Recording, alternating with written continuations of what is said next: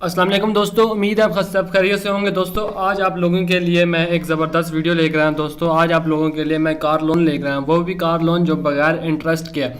अक्सर होता है कि आप लोग लोन लेते हैं लेकिन उसके ऊपर आप लोगों को काफ़ी ज़्यादा इंटरेस्ट चुकाना पड़ता है, तो आप कहते हैं आपको गाड़ी बहुत ज़्यादा महंगी पड़ जाती है, तो आप कहते हैं यार इससे अच्छा नहीं था हम कैश जमा करके अपना ले लेते। तो दोस्तों इस लिहाज से आज आप लोगों के लिए मैं ऐसा लोन लेकर हैं जो बिल्कुल ही इंटरेस्ट फ्री है, उस पर कोई सूद आपको अदा नहीं करना पड़ेगा और बिल्कुल ही सूद से महफूज है। उसके बारे में भी आपको सारा बता दूंगा कि मतलब कि किस तरह से महफूज है, सब कुछ महफूज है, मैं डिटेल पूरी दिखाऊंगा। तो दोस्तों आज आपको इस वीडियो में बताऊंगा कि आप लोगों को लोन कैसे लेना है और कितने अमाउंट तक की आपको लोन मिल सकती है और कौन कौन सी गाड़ियों तक का लोन मिल सकता है आपको, और बाकी सब डिटेल्स में आज आपको इसको वीडियो में बताऊंगा। तो वीडियो को तमाम तक देखेंगे ताकि आप लोगों को समझ आ सके कि आप लोगों ने कैसे अप्लाई करना है, कौन कौन से तरीके से अप्लाई करना है, कौन कौन से डॉक्यूमेंट आप लोगों को जरूरत पड़ेंगे।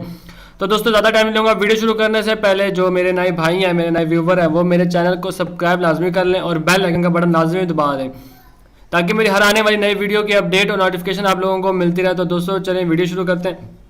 सबसे पहले दोस्तों ये लिंक में इसका लिंक में आप डिस्क्रिप्शन में दे दीजिए। बैंक है बैंक अल फलाह इस्लामिक, एक है बैंक अल फलाह मतलब कि वो अलग है, और ये बैंक अल फलाह इस्लामिक है। वो बैंक अल फलाह जो है वो लोन सूद पे दे रहा है और ये बैंक अल फलाह इस्लामिक है और ये सूद के बगैर आप लोगों को लोन दे रहा है। तो दोस्तों ये सूद से पाक जो है ना, इसकी ब्रांच से आपको मतलब कि लोन मिलेगा। तो दोस्तों सबसे पहले हम इसके फीचर्स एंड बेनिफिट चेक कर लेते हैं। Choose from new you and used and imported car. अब आपको कौन सी गाड़ी मिल रही है, न्यू भी मिल रही है और यूज भी मिल रही है और इंपोर्टेड कार्स भी मिल रही हैं। आप जो मतलब कि आपका दिल करता है आप उस चीज़ का लोन इससे ले सकते हैं। उसके बाद सब दूसरे नंबर पे है फॉर न्यू व्हीकल्स, मतलब कि आप new flexible tenure from 1 to 7 year. आप न्यू गाड़ी लेंगे, नई गाड़ी लेंगे तो उसका जो आपका अरसा होगा, कितने साल में आपको मतलब कि लोन चुकाना होगा, वो 1 से 7 साल तक का आपको मतलब कि है कि टाइम दिया उन्होंने। 1 से 7 साल तक के लिए आप लोन चुका सकते हैं, 1 साल में भी चुका सकते हैं, 7 साल तक भी चुका सकते हैं। उसके बाद उन्होंने आगे लिखा हुआ दोस्तों 6 to 7 year is available for 950 CC vehicles and above, मतलब कि अब 950 सीसी जो है, 950 सीसी जो है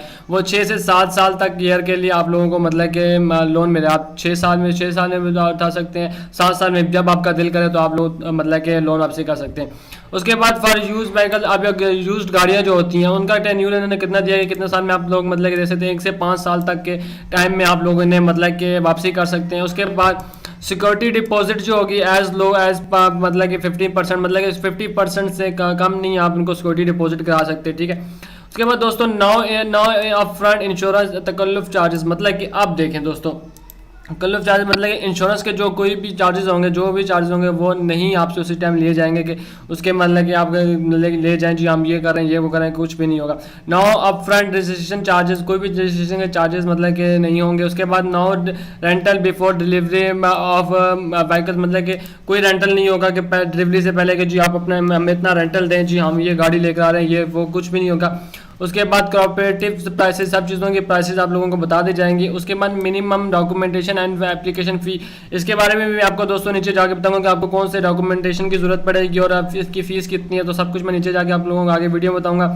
तो दोस्तों उसके बाद नाउ हिडन चार्जेस, अब इस नाउ हिडन कॉस्ट मतलब है कि अक्सर होते हैं जी आप पहले सारा कुछ काम कर लेते तो उसके बाद कहते हैं सर जी ये चार्जेस भी हैं, ये चार्जेस में ये फीस भी आपने देनी है, तो उन्होंने आपको सब कुछ पहले ही बता देंगे सर ये मतलब कि आप जब ब्रांच में जाएंगे तो आप लोगों को बता देंगे सर जी इतनी कॉस्ट है इसकी, इतनी है, तो आप सब कुछ बता देंगे, कोई हिडन चार्जेस नहीं होंगे।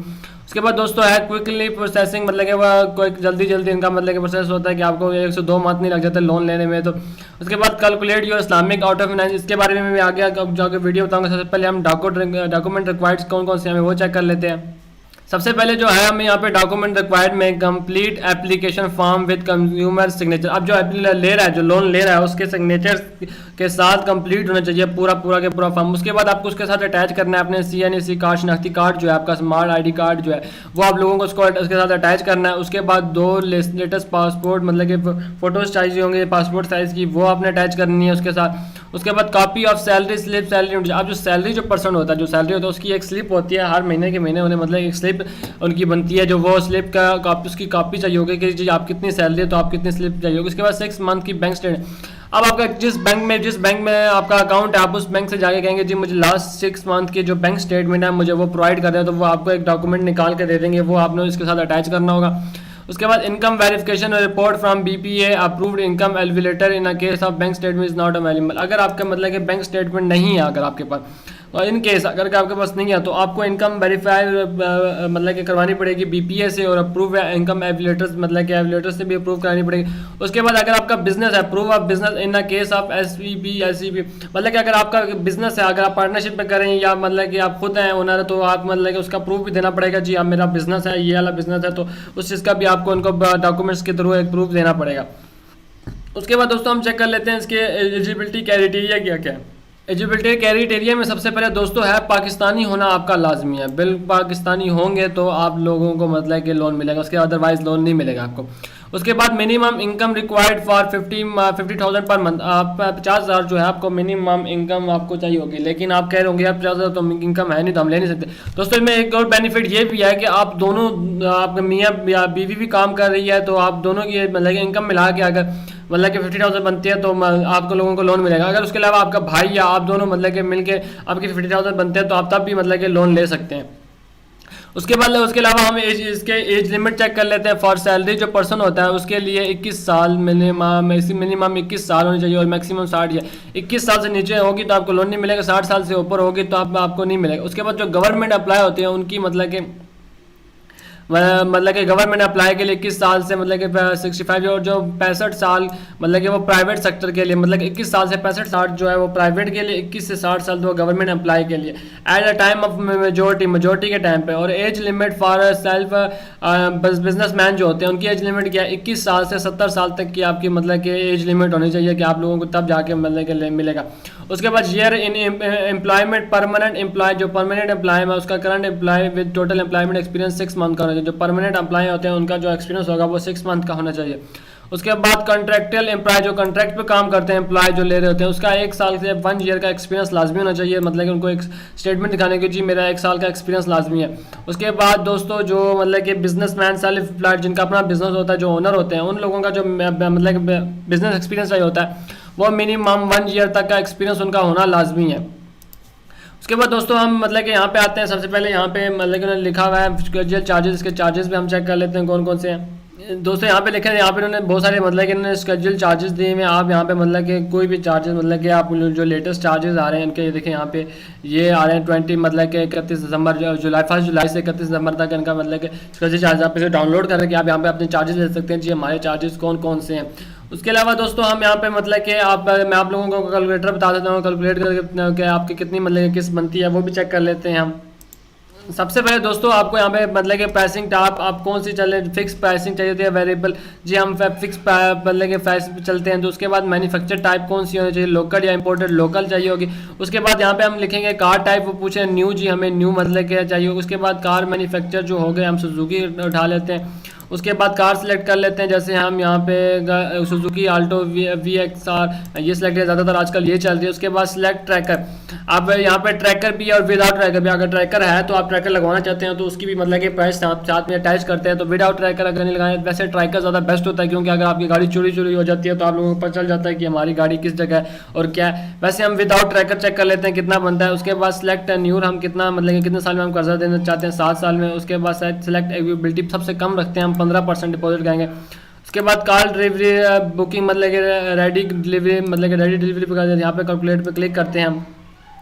तो देखते हैं यहाँ पे हमें बता रहे हैं car name Suzuki Alto, car pricing जो है उसकी 11 लाख मतलब कि 1,000 रुपये मतलब कि, और फिक्स प्राइसिंग की मतलब है कि मंथली जो आपको मतलब कि देनी पड़ेगी वो 21,000 मतलब कि आपको मतलब कि देनी पड़ेगी, मतलब कि हर मंथ के मंथ 7 साल के अंदर आपको हर मंथ 21,247 रुपये आपको डिपॉजिट करने पड़ेंगे।